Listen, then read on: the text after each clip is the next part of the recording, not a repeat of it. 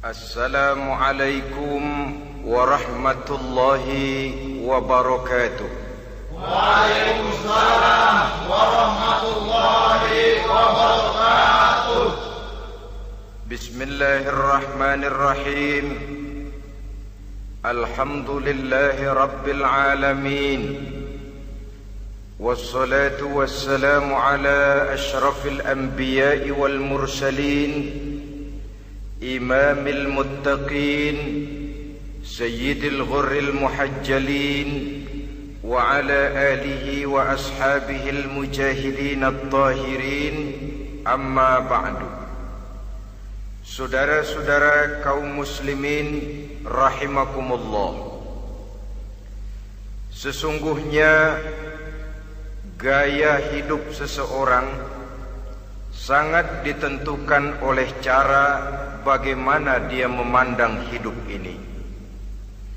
Dengan kata lain, bagaimana seseorang memandang hidup, begitulah dia akan hidup. Oleh sebab itu, untuk mengubah keadaan seseorang harus diawali lebih dahulu dengan mengubah caranya memandang kehidupan ini. Itulah sebabnya dalam surah Ar-Ra'd ayat 11 Allah Subhanahu wa ta'ala menjelaskan, Innallaha la yughayyiru ma biqaumin hatta yughayyiru ma bi anfusihim. Allah Subhanahu wa ta'ala tidak akan mengubah nasib dan keadaan satu kaum sampai kaum itu berusaha mengubah apa yang ada di dalam diri mereka sendiri. Yang ada di dalam diri itu tentu tidak lain adalah rule of thinking, bahasa kerennya state of mind, kata orang Kulon. Cara berpikir, cara memandang kehidupan yang akan sangat mewarnai cara orang menjalani kehidupan itu sendiri. Oleh karena itu, pada pertemuan kali ini kita akan membicarakan tentang dasar dan tujuan hidup dari seorang muslim di dalam kehidupan ini. Yang pertama, tentang dasar dan landasan hidup. Seorang muslim tak dapat lain mendasarkan kehidupannya dengan Islam. Di dalam mendasari kehidupan dengan Islam ini, Allah Subhanahu wa ta'ala menuntut, Ya ayyuhalladzina amanu dkhulu fis silmi kafah. Hai orang-orang yang beriman, masuklah kamu ke dalam Islam itu secara total, secara utuh, secara seluruhnya. Jangan separuh-separuh, jangan sepotong-sepotong.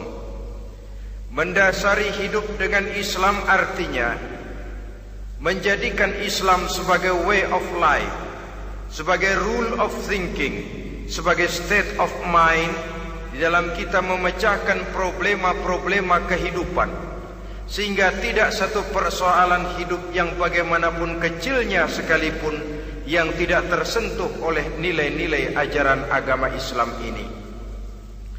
Kemudian di dalam mendasarkan hidupnya dengan Islam, ia mempunyai satu keyakinan. Pertama, Islam sebagai dasar hidupnya adalah agama yang sesuai dengan fitrah daripada manusia. Allah Subhanahu wa ta'ala pencipta manusia. Allah Subhanahu wa ta'ala yang menurunkan agama Islam. Oleh sebab itu, tentu saja seluruh konsepsi Islam ini sudah diukur sedemikian rupa sesuai dengan kemampuan yang dimiliki oleh manusia. Secara logika bisa kita katakan, pabrik mobil di Jerman misalnya bikin mobil namanya Mercy. Seiring dengan itu dikeluarkannya buku petunjuk. Mobil ini bernama Mercy, kecepatan maksimal sekian ratus kilometer per jam, daya angkutnya sekian ratus kilogram, kalau rusak memperbaikinya ini onderdilnya itu umpamanya. Karena pabriknya yang bikin mobil, lalu pabriknya juga yang mengeluarkan buku petunjuk, tentu buku itu sesuai benar untuk mobilnya.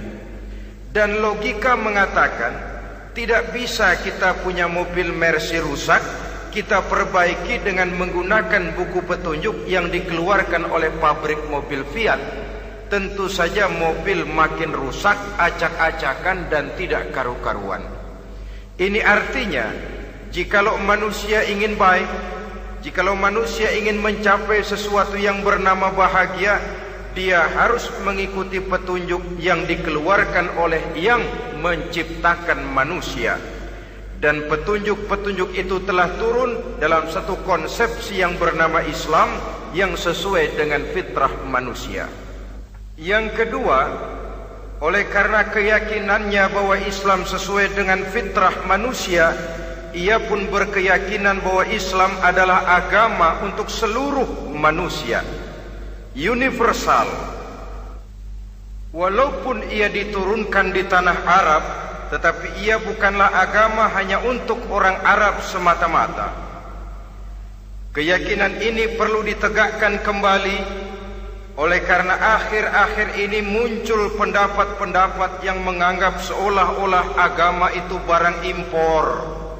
Persilahkan saja kalau memang itu merupakan keyakinannya, tetapi menganggap agama sebagai barang impor sungguh merupakan satu kekeliruan yang sangat besar.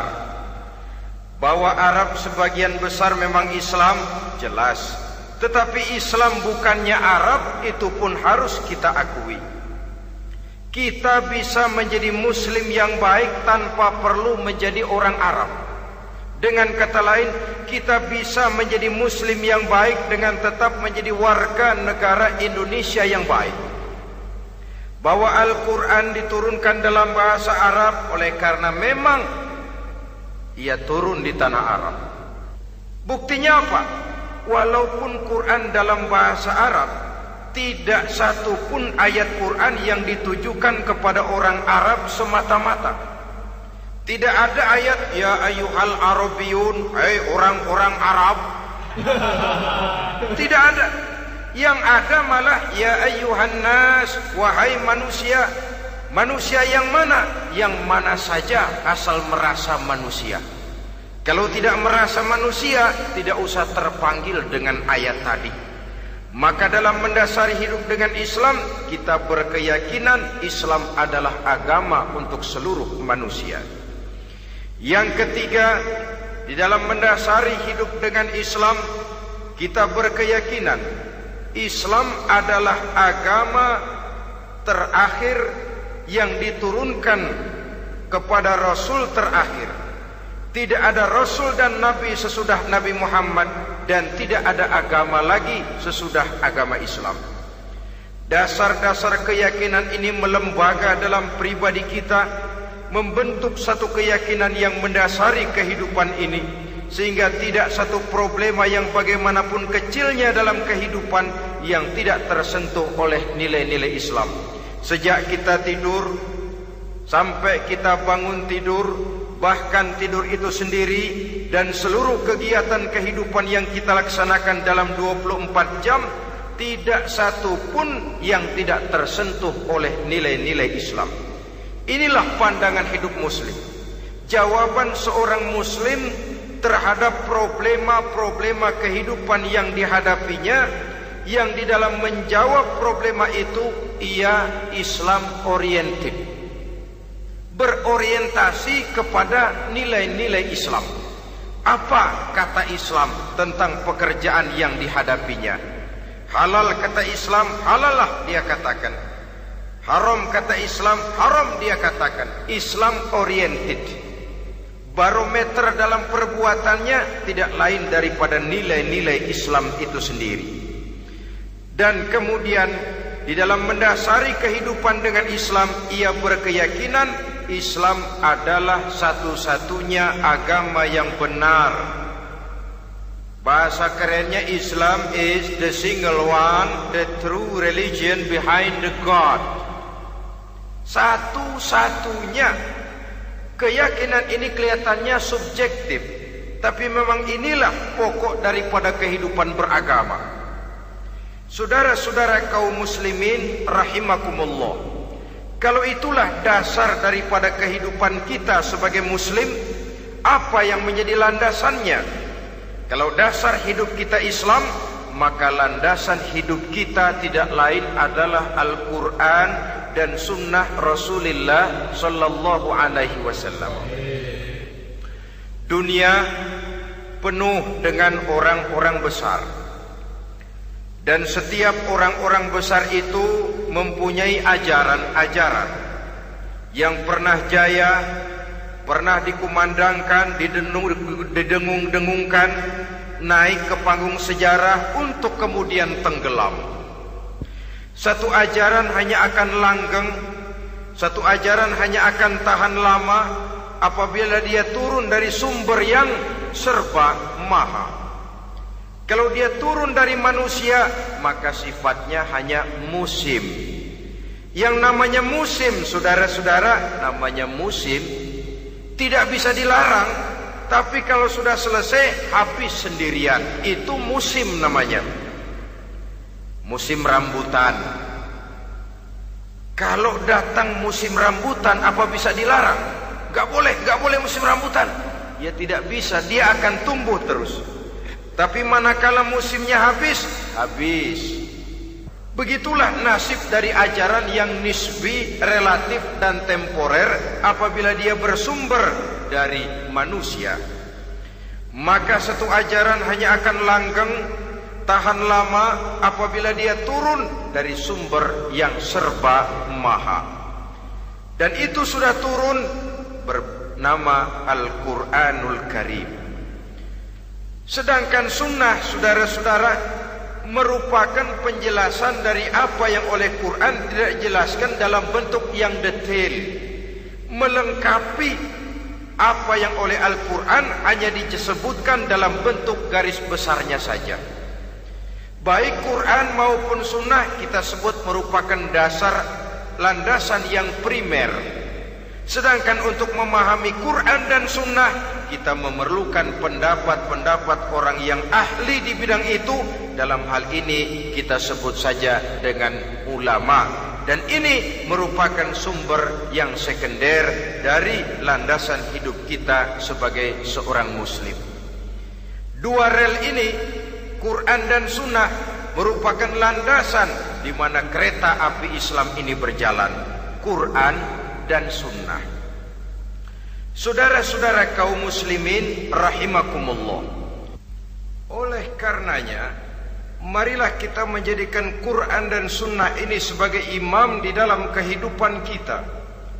Bukankah Rasulullah sallallahu alaihi wasallam pernah memberikan pilihan, man ja'alal Qur'ana amamahu qadahu ilal jannah wa man ja'alal Qur'ana khalfahu saqahu ilan nar.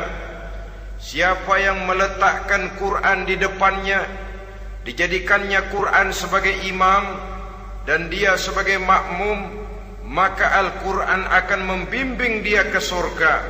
Ya, surga di dunia ini, lebih-lebih lagi surga di akhirat nanti. Sebaliknya, wa man ja'alal Qur'ana khalfahu, siapa yang meletakkan Quran di belakangnya, dia belakangi ajaran dan konsepsi Al-Quran, dia tinggalkan perintah-perintah Al-Quran, maka Al-Quran yang dibelakanginya itu akan mendorong dia ke neraka. Neraka dunia, lebih-lebih neraka di akhirat nanti. Pilihan terserah kita.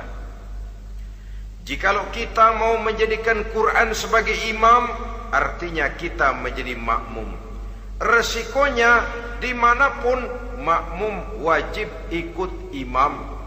Imam takbir, makmum takbir, imam ruku, makmum ruku, imam i'tidal, makmum i'tidal. Jikalau Quran imam kita dan kita adalah makmum, maka itu berarti Jikalau ke barat komando Quran, ke barat kita pergi.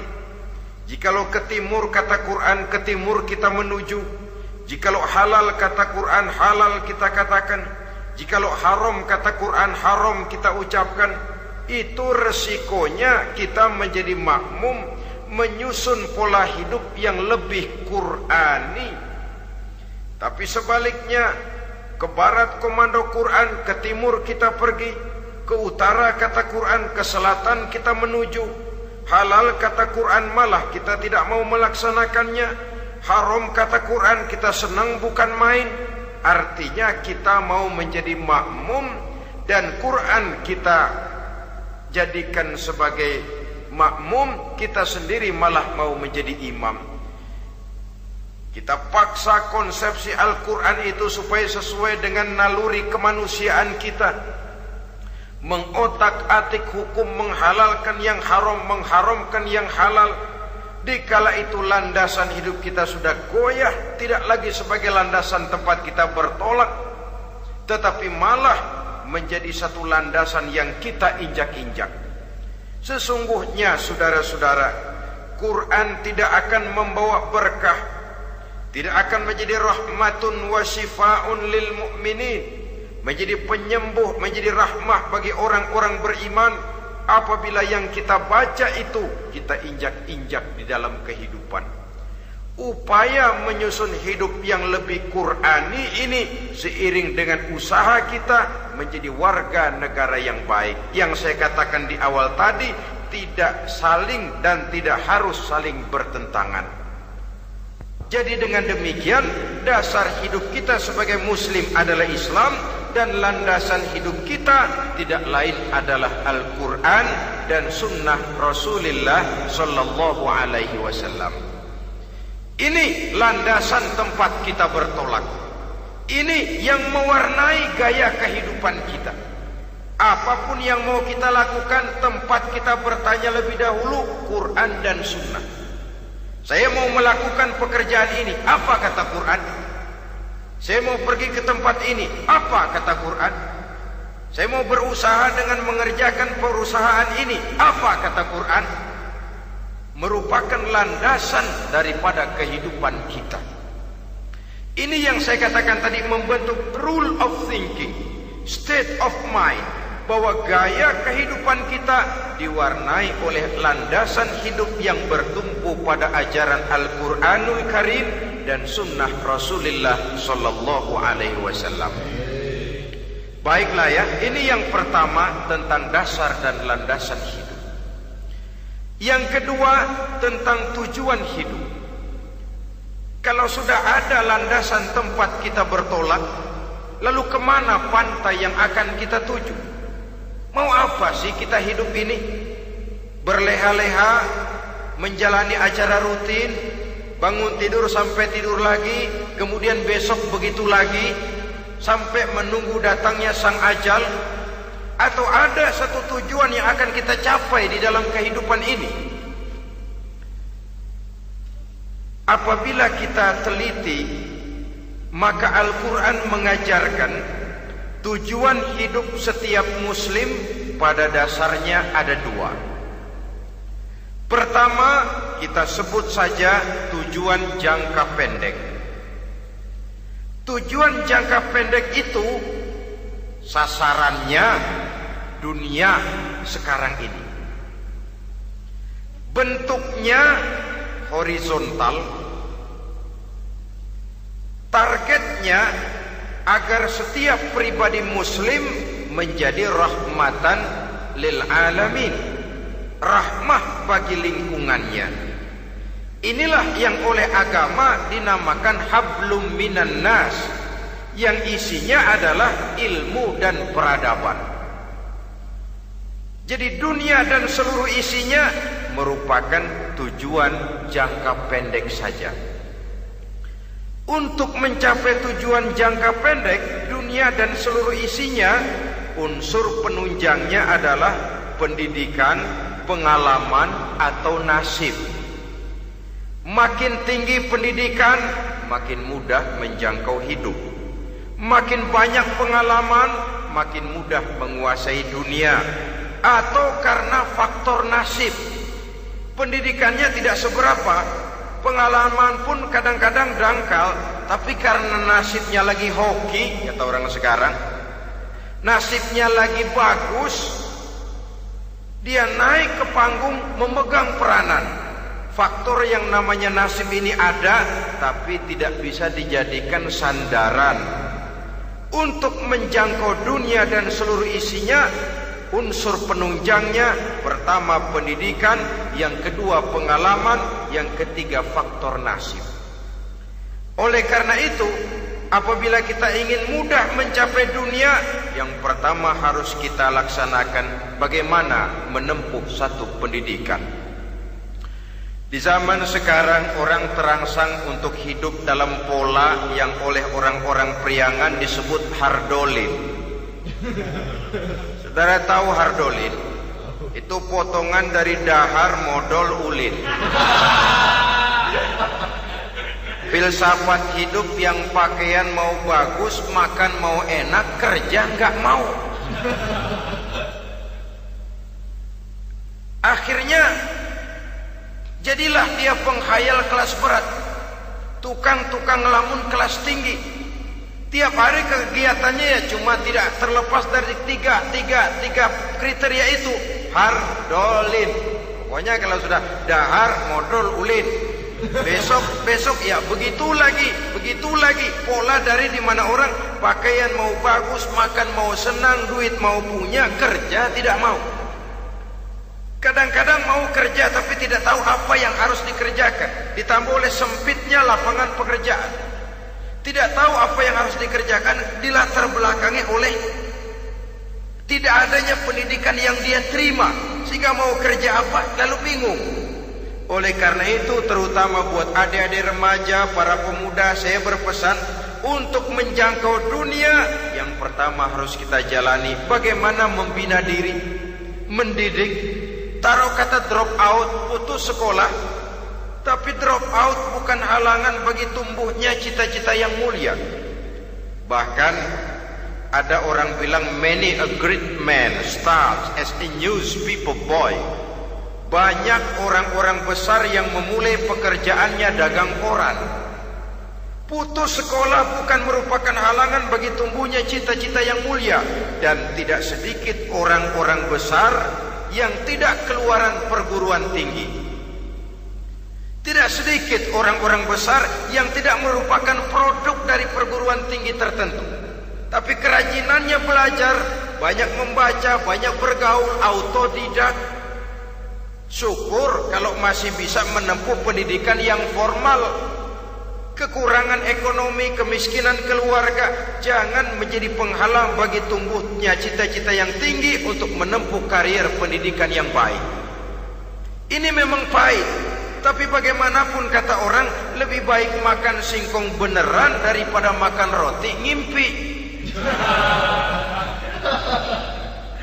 Artinya jikalau memang perlu, lebih baik sekolah sambil dagang koran, nyemir sepatu, parkir mobil, daripada hardolin itu tadi. Tanpa prospek hari depan yang ada artinya. Dan pendidikan memang merupakan sesuatu yang pahit, tapi tanpa ini rasanya kita akan sulit untuk menjangkau dunia, tersisih di pojok-pojok kehidupan. Jangan lalu bilang, manusia kan rezekinya sudah dijamin oleh Allah, ayam saja ada rezekinya. Of course. Tapi jangan lupa, cara ayam cari rezeki dengan cara manusia cari rezeki lain. Kalau ayam cari rezeki dari tahun atu, modalnya cuma ceker sama patok. Kalau ayam mah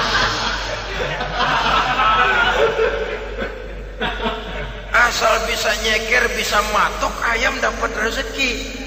Pokoknya kertok dah. Tapi manusia cari rezeki, dia harus cari lapangan kerja. Lapangan kerja sulit. Sudah dapat lapangan kerja, harus punya keahlian. Untuk memperoleh keahlian harus dengan pendidikan. Berhadapan lagi dengan saingan-saingan, karena pasaran tenaga kerja Tiap tahun puluhan kalau tidak ratusan ribu pasaran tenaga kerja yang masuk lapangan kerja.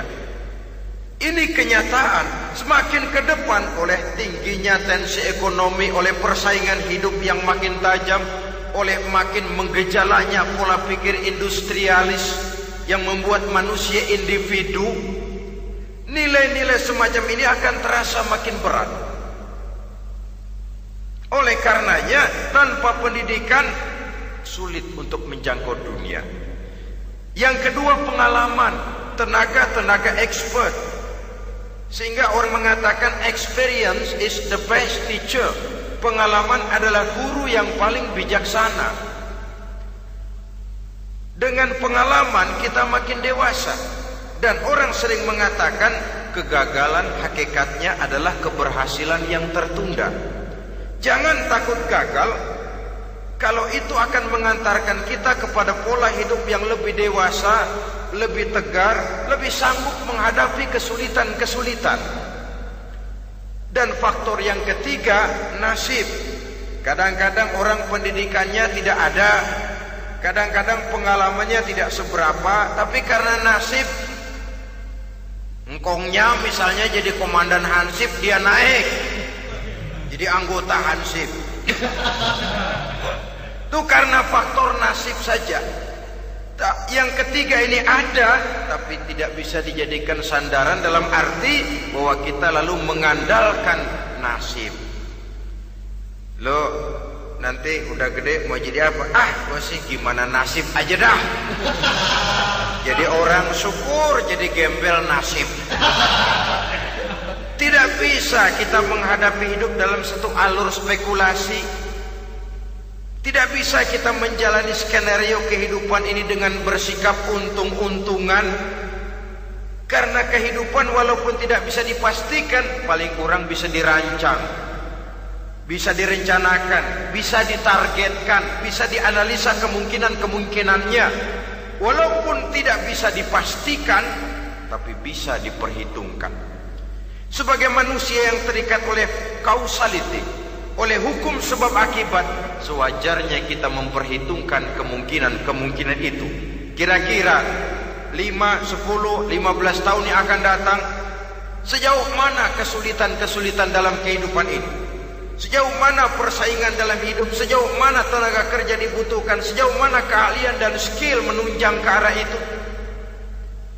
Kalau tidak, kita akan tersisih di sudut-sudut kehidupan untuk lebih banyak jadi penonton daripada menjadi pemain. Padahal kita ingin jadi pemain, kita ingin aktif, kita ingin punya peranan karena kita oleh agama dituntut menjadi rahmatan lil alamin, menjadi rahmah bagi lingkungan di mana kita tinggal, mewarnai lingkungan, bukan cuma diwarnai oleh lingkungan itu sendiri. Itu tadi tujuan jangka pendek sebagai tujuan yang pertama. Yang kedua, tujuan jangka panjang. Tujuan jangka panjang ini sasarannya adalah akhirat. Bentuknya vertikal, targetnya adalah mardhatillah atau ridho daripada Allah. Dan ini yang oleh agama dinamakan dengan hablum minallah, tali vertikal yang menghubungkan manusia langsung dengan Tuhannya. Untuk mencapai tujuan jangka panjang akhirat ini, unsur penunjangnya adalah prestasi ibadah. Kalau untuk tujuan jangka pendek, dunia dan seluruh isinya, pendidikan, pengalaman dan nasib memegang peranan yang sangat penting, maka untuk akhirat, pendidikan, pengalaman, nasib tidak punya pengaruh banyak. Unsur penunjangnya adalah prestasi ibadah. Bagaimanapun tinggi pendidikan, bagaimanapun banyak pengalaman, tanpa prestasi ibadah, nol besar kita dalam pandangan Allah Subhanahu wa ta'ala. Saudara-saudara kaum muslimin rahimakumullah, itu sebabnya seorang muslim sholat, puasa, haji, zakat, yang kalaupun ada target dunia itu cuma side effect saja, sekedar satu efek sampingan. Target utamanya tetap tujuan jangka panjang, akhirat dan ridho Allah. Kenapa kita sholat? Untuk mencari ridho Allah. Kenapa kita laksanakan ibadah haji? Untuk mencari ridho Allah. Kita bangun di keheningan malam untuk mencari ridho Allah. Kalau ada akibat dunia, itu cuma akibat sekunder saja. Ada misalnya orang karena tekun ibadah rezekinya lancar, itu baru persekot, baru tanda jadi. Kadang-kadang persekotnya saja sudah nikmat kok, apalagi cashnya, kontannya. Sebaliknya kalau ada orang rajin ibadah rezekinya seret, jangan jadi alasan. Kok lu nggak sembahyang? Alah, tetangga gua rajin sembahyang melarat terus. Ya memang sholat itu bukan dengan target dunia, target akhirat, saudara-saudara. Oleh sebab itu, seorang muslim adalah seorang yang berpandangan luas, berjiwa lapang. Maksudnya apa? Tujuan jangka pendek dan jangka panjang ini harus dia raih kedua-duanya. Ini yang oleh Al-Quran diajarkan agar setiap muslim mencapai fid dunya hasanah wa fil akhirati hasanah. Kebaikan di dunia, kebaikan di akhirat, itu arti hasanah. Jangan macam orang dulu, punya istri dua pergi haji. Yang satu yang muda istrinya namanya Hasanah, yang satu namanya Khadijah.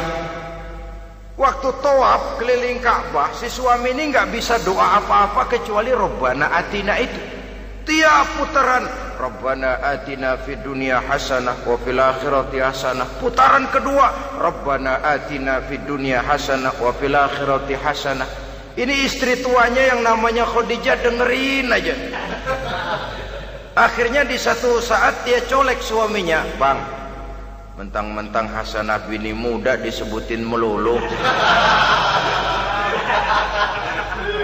saya dong disebutin dalam doa." "Iya dah, ntar putaran selanjutnya." Suaminya blow on juga. Putaran kedua dia baca Rabbana Atina fid dunya hasanah wa fil akhirati Khadijah.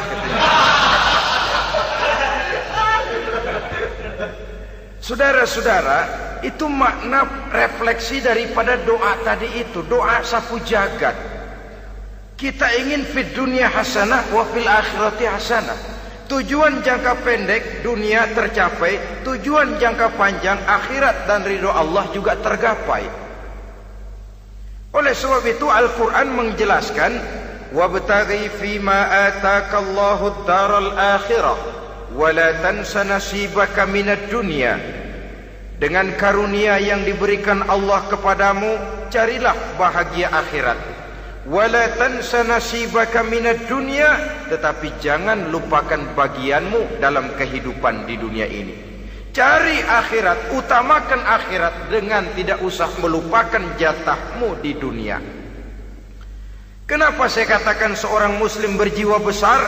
Sebab andai kata dia gagal mencapai tujuan jangka pendek, andai kata dia gagal di dunia, dan dia oleh Islam diajarkan jangan sampai gagal, tapi andai kata dia gagal, dia masih punya tujuan jangka panjang, akhirat dan ridho Allah.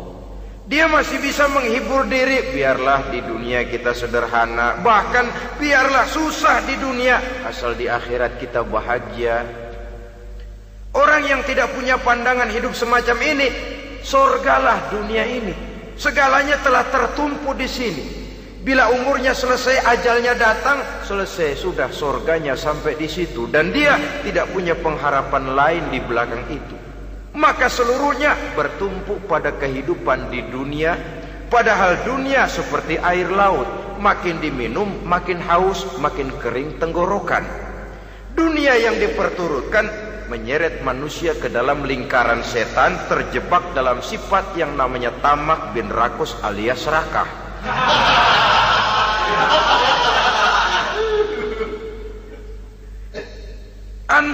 dia gagal untuk tujuan jangka pendek, dia masih punya tujuan jangka panjang, akhirat. Dia masih sanggup berkata, biar di dunia kita sederhana, bahkan biar kebelangsak sengsara susah di dunia, asal di akhirat kita bisa bahagia. Kan masih ada harapan. Yang paling bangpak, paling rusak betul, sudah di dunia sengsara, di akhirat celaka. Jadi dunia rumahnya gubuk, pinggir kali miring, asal hujan bocor, utang selebar warung. Bayang kagak, ngaji enggak, puasa enggak, saban malam merit mulu.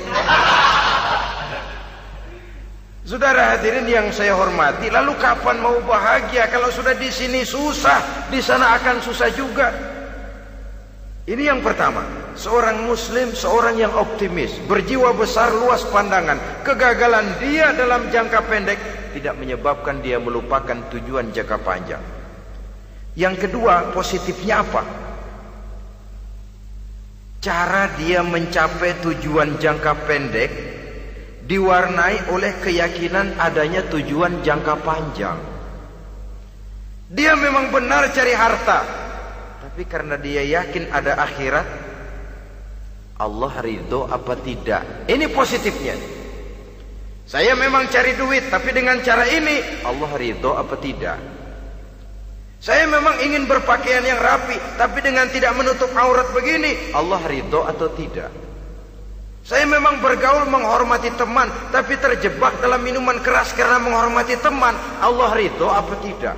Ini orang yang punya tujuan jangka panjang. Segalanya diberikan bingkai dengan pertanyaan, Allah ridho atau tidak? Keyakinannya terhadap tujuan jangka panjang mewarnai gaya hidupnya di dunia ini, mencapai tujuan jangka pendek tadi. Mau minum, Allah ridho apa enggak ini? Mau makan, yang saya makan Allah ridho apa enggak ini? Pendeknya apapun yang mau dia kerjakan, karena dia punya keyakinan tujuan jangka panjang, dia selalu menimbang terhadap ridho Allah tadi. Jadi tanpa prestasi ibadah, kita nol besar dalam pandangan Allah. Ini nilai manusia yang hakiki di sini. Ini makna inna akramakum indallahi atqakum. Di akhirat nanti kan tidak pernah akan disidang, kamu pendidikan setinggi apa? Tidak. Gelarmu berapa renteng? Profesor, doktor? Tidak. Akhirat hanya menyidang, kau sholat atau tidak? Kau puasa atau tidak? Kau zakat atau tidak? Diberikan kamu harta yang banyak, dari mana kau dapat, kemana kau belanjakan? Prestasi ibadah itu yang ditanya. Setinggi apa pendidikan, sebanyak apa pengalaman, no problem. Tidak jadi masalah di akhirat itu. Prestasi ibadah itu yang akan kita persembahkan di hadapan Allah.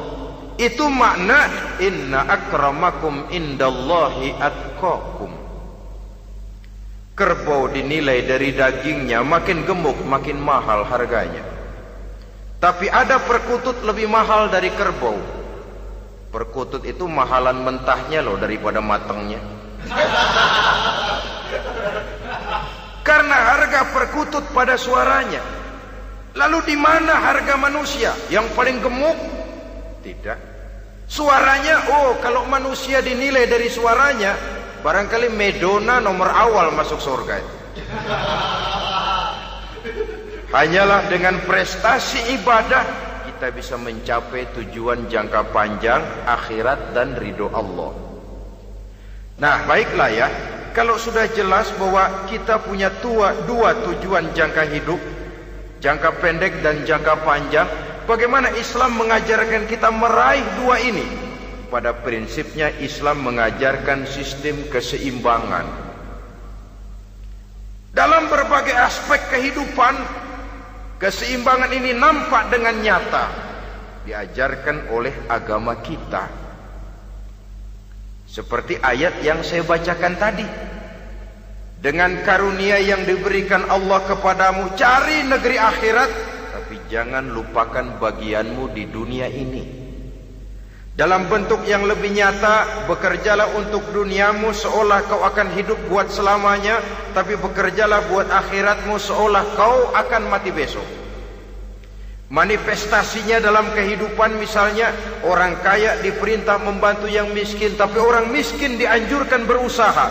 Jangan mengandalkan hidup kepada yang kaya, seimbang. Kamu kaya, betul Pak, bantu yang miskin. Kamu miskin, iya Pak, berusaha. Seimbang. Tuan rumah diwajibkan menghormati tamu, tamu diwajibkan tahu diri, seimbang. Jadi bagaimana kalau sudah kita bekerja di sawah, di ladang, di pasar, di kantor, anggap kita akan hidup selamanya agar timbul gairah kerja. Tapi kalau sudah sholat, anggap kita akan mati besok supaya timbul khusyuknya. Nah, titik tekannya di mana? Stresnya itu. Walaupun Islam mengajarkan sistem keseimbangan, tapi Al-Quran tetap menggarisbawahi walal akhiratu khairul laka minal, bahwa bagaimanapun seimbangnya, akhirat itu lebih utama daripada dunia. Bagaimana implementasinya? Kata orang-orang tua, kalau kita menanam padi, rumput pasti tumbuh, tapi nanam rumput jangan mimpi tumbuh padi. Maksudnya apa? Kalau satu perbuatan kita niatkan karena Allah, dunianya pasti ikut. Tapi kalau satu perbuatan diniatkan karena dunia semata-mata, akhirat akan hilang.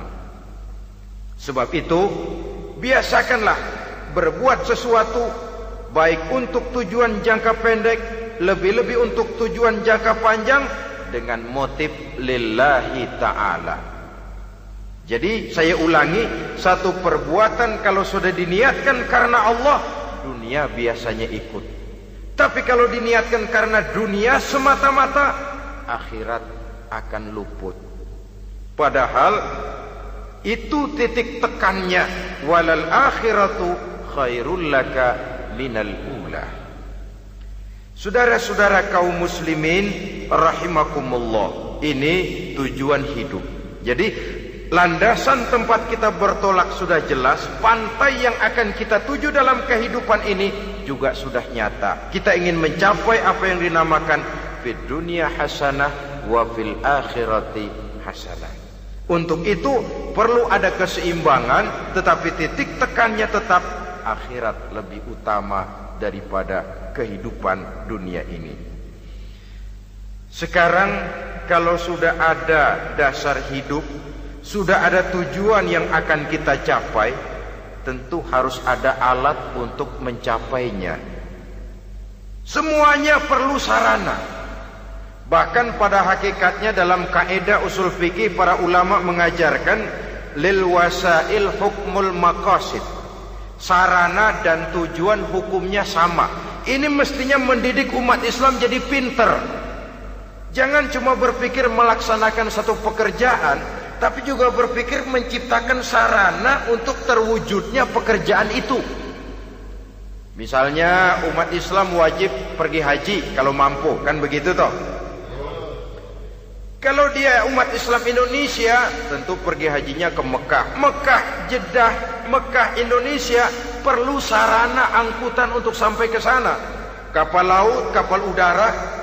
Artinya umat Islam harus maju di bidang teknologi, bisa menciptakan pesawat, bisa menciptakan kapal laut, sarana yang akan menyampaikan dia untuk bisa melaksanakan ibadah haji. Selama ini kita bertumpu kepada pemikiran, pokoknya kan yang penting gue pergi haji pakai apa kayak gue punya duit. Dari segi pribadi memang barangkali begitu. Tapi sebagai umat yang harus mencapai kemajuan, apabila diperintahkan melaksanakan sesuatu, kita pun hakikatnya dituntut menciptakan sarana untuk menunjang pelaksanaan sesuatu itu sendiri. Agama mengajarkan an-nazafatu minal iman, kebersihan sebagian daripada iman. Siapa yang menciptakan mesin cuci, sabun-sabun keras, deterjen, rinso dan lain sebagainya? Siapa yang menciptakan air condition, pembersih ruangan? Kita hanya berpikir pokoknya kan bersih, mau pakai apa kek. Kita jarang yang berpikir kepada pewujudan teknologi modern untuk menerjemahkan hadis itu. Syukurlah belakangan ini sudah muncul teknokrat muslim yang dijiwai oleh semangat Al-Quran membuka tabir rahasia konsepsi Islam di lapangan teknologi modern yang makin lama makin menunjukkan tuntutan kebutuhan daripada umat itu sendiri. Dengan demikian, apabila ada tujuan hidup, kita memerlukan alat untuk mencapai tujuan tadi. Supaya tujuan fid dunya hasanah wa fil akhirati hasanah tercapai, apa alat yang harus kita pakai? Kita lihat surah At-Taubah ayat 111 memberikan jawaban. Innallaha ashtara minal mu'minina anfusahum wa amwalahum bi anna lahumul jannah. Sesungguhnya Allah telah membeli dari orang-orang beriman diri mereka, harta mereka, bahwa sesungguhnya bagi mereka adalah surga. Coba kita simak ayat ini sejenak, akan nampak dengan jelas bahwa ayat ini hakikatnya merupakan satu transaksi yang nyata benar antara kita dengan Allah. Transaksi jual beli sudah terjadi, dan itu langsung dengan Allah, tertuang dalam pernyataan Quran. Pembeli Allah, penjual kita orang-orang beriman, dagangannya adalah anfus dan amwal, harganya adalah surga. Itu sudah tanda tangan pernyataan kita siap jual beli ya Allah. Apalagi baiat kita apa? Inna solati wa nusuki wa mahyaya wa mamati lillahi rabbil alamin. Solatku, ibadahku, hidup dan matiku cuma untuk Allah Tuhan seru sekalian alam. Minimalnya 5 kali sehari semalam baiat ini kita ulang dan kita ulang. Kenapa lalu kita tidak konsekuen? Dalam konteksnya dengan persoalan, maka alat hidup kita itu ada 2. Pertama, anfus. Ini bentuk mufrad dari jamaknya, bentuk jamak dari mufrad nafsun. Biasa diterjemahkan dengan diri. Yang dimaksud dengan diri adalah kepribadian. Yang dimaksud dengan kepribadian ialah kekayaan yang kita miliki dalam kepribadian kita. Artinya bisa tenaga, pikiran, konsep, gagasan, wewenang, ide, pangkat, jabatan, kemampuan, keahlian, skill, itu semuanya masuk ke dalam anfus, diri. Sedangkan amwal bentuk jamak dari mufrad malun, biasa diterjemahkan dengan harta. Pengertian di sini ialah seluruh bentuk-bentuk materi yang berada di bawah kekuasaan kita. Bisa rumah, bisa uang, bisa tanah, bisa kebun, bisa pabrik, bisa peternakan, itu semuanya amwal. Nah, baik anfus maupun amwal, diri, tenaga kek, pikiran kek, harta kek, pangkat kek, jabatan kek, wewenang kek, keahlian kek, untuk tujuan jangka pendek harus jadi rahmah bagi lingkungan. Untuk tujuan jangka panjang harus menunjang jalan menuju ridho Allah. Jadi kalau pangkat kita menjauhkan kita dari ridho Allah, itu bukan nikmat tuh, azab. Punya pangkat bukan melakukan kebaikan, malah melakukan kejahatan, setidak-tidaknya berdiri di belakang kejahatan, melindungi perbuatan-perbuatan munkar. Dalam kelas kakap melindungi korupsi, dalam kelas teri jadi backing tukang koprok.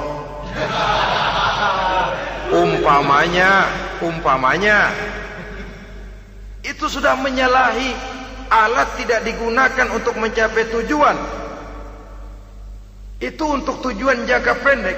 Lalu amwal, harta, uang, tanah, rumah, kebun untuk tujuan jangka pendek harus menjadi rahmah bagi lingkungan. Sedang untuk tujuan jangka panjang, baik diri maupun harta harus menunjang jalan menuju ridho Allah, harus meningkatkan prestasi ibadah kita kepada Allah Subhanahu wa ta'ala. Malah yang namanya amwal ini tanggung jawabnya lebih berat loh saudara. Kalau saudara diberikan ilmu, sidang akhirat cuma satu. Ilmumu kau amalkan untuk apa? Saudara diberikan umur panjang, pengadilan akhirat cuma bertanya satu, umurmu kau habiskan di mana? Tapi saudara diberikan harta, pertanyaan akhirat dua, hartamu kau dapat dari mana? Kau belanjakan kemana?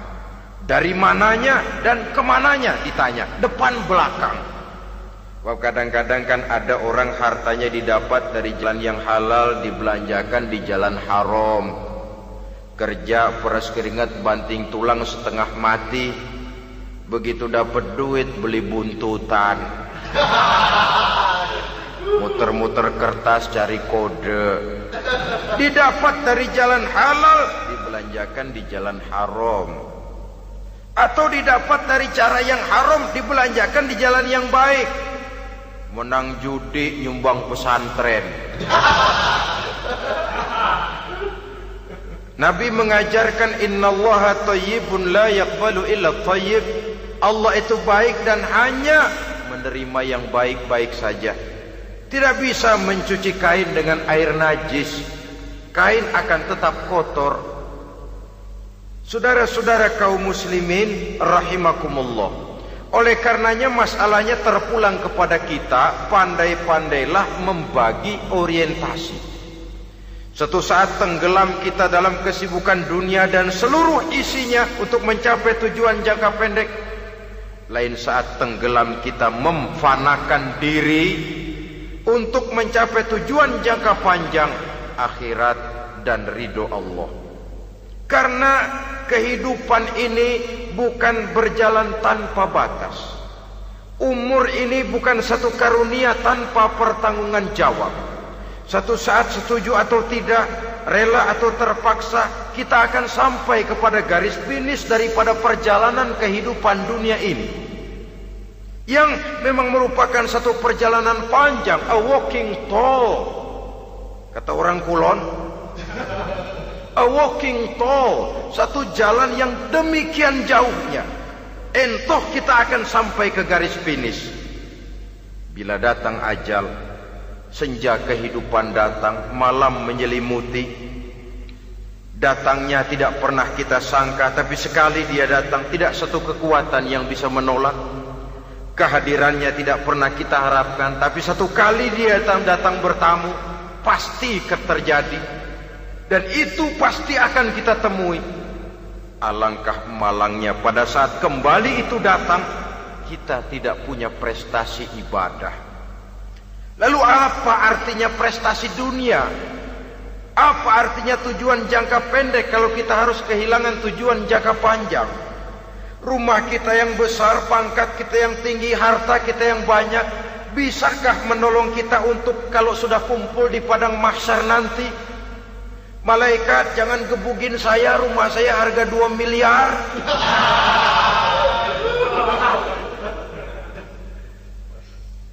Sudahlah malaikat, damai saja, itu Rolls Royce saya. Pakai saja malaikat, pakai. Kata malaikat, gue budak, gue nggak butuh gituan. Hanya prestasi ibadah yang bisa menyelamatkan kita pada kondisi semacam itu. Jadi oleh karena itu saudara-saudara, biar di dunia ini rumah kita besar, mobil bagus, uang banyak, pabrik ada, usaha lancar, asal di akhirat masuk surga aja. Gak apa-apa. Daripada di dunia sengsara, di akhirat neraka, senangnya kapan? Sudah di sini sengsara, di sana kebelangsak. Itu yang orang-orang tua bilang lacur kuda namanya. pelan dipecut, kenceng digentak, setengah mati, serba salah. Kuda kalau bisa ngomong, gue setengah mati, serba salah. Pelan dipecut, kekencengan ditarik, itu yang namanya lacur kuda begitu. Serba salah posisinya. Untuk itu pandai-pandailah membagi orientasi supaya tercapai tujuan ideal ini, fid dunya hasanah wa fil akhirati hasanah. Ini tentang tujuan hidup. Nah, untuk mencapai tujuan ini kita tidak berjalan sendiri. Kita perlu teman hidup. Di samping teman hidup ada pula lawan hidup. Siapa teman hidup kita untuk mencapai tujuan hidup ini? Dalam arti sempit, teman hidup kita suami istri yang taat kepada Allah. Suami istri lebih dari sekedar satu pasangan, juga saling melengkapi, merupakan bagian daripada kehidupan. Suami adalah teman istri, istri adalah teman suami untuk mencapai tujuan hidup tadi. Mencapai fid dunya hasanah wa fil akhirati hasanah.